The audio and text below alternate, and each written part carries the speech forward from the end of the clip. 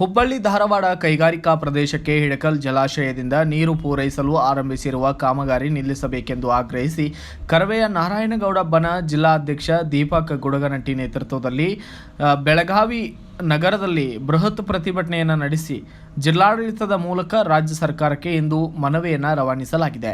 ಇನ್ನು ನಗರದ ಸಂಗೊಳ್ಳಿ ರಾಯಣ್ಣ ವೃತ್ತದಿಂದ ಚೆನ್ನಮ್ಮ ವೃತ್ತದವರೆಗೆ ಅರೆಬೆತ್ತಲೆ ಮೆರವಣಿಗೆ ಮೂಲಕ ತೆರಳಿದ ನೂರಾರು ಕರವೇ ಕಾರ್ಯಕರ್ತರು ಚೆನ್ನಮ್ಮ ವೃತ್ತದಲ್ಲಿ ಕೆಲ ನಿಮಿಷಗಳ ಕಾಲ ರಸ್ತೆ ತಡೆದು ಪ್ರತಿಭಟಿಸಿದ್ದಾರೆ.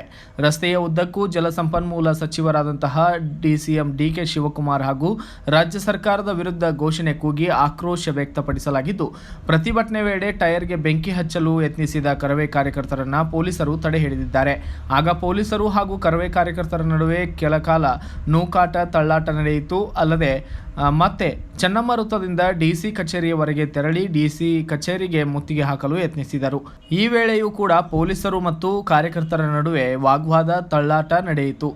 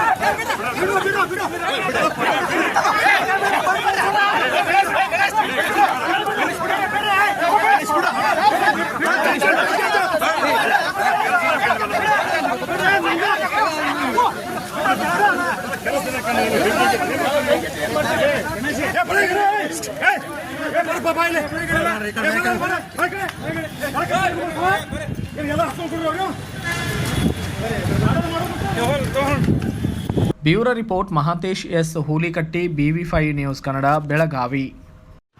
Thanks for watching. Read, discuss and debate with editor Dr. Yan Prashant Rao. Wanted reporters in print, digital and visual media for Bharat Vaibhav Daily Newspaper, BV News 5 Channel and BV Fast Web News from all the talukas of Karnataka, Goa and Maharashtra. If interested, send your resume to 9019229369.